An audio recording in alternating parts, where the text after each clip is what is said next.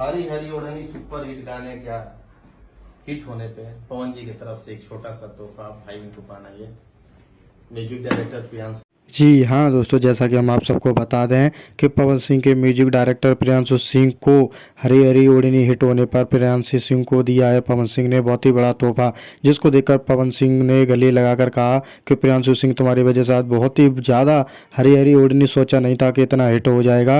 लेकिन आप सब तो जानते हैं कि पवन सिंह जैसे भी हैं, लेकिन अपनी दरिया दिली के लिए वो हमेशा अपने नाम पर पहचाने जाते हैं, क्योंकि उनका व्यवहार सबके साथ एक जैसा ही रहता है। इसलिए उन्होंने अपने म्यूजिक डायरेक्टर प्रियांशु सिंह को झूठ ना बोलकर हम बता दें 2 लाख का चेन दिया है सोने का, जिसको देखकर प्रियांशु सिंह बहुत ज़्यादा खुश है। और उन्होंने कहा है कि अगर ऐसे ही मेहनत करते रहे तो एक दिन हम अपने म्यूजिक कंपनी को बहुत ही आगे ले जाकर रख देंगे और भोजपुरी इंडस्ट्री का नाम कमा देंगे।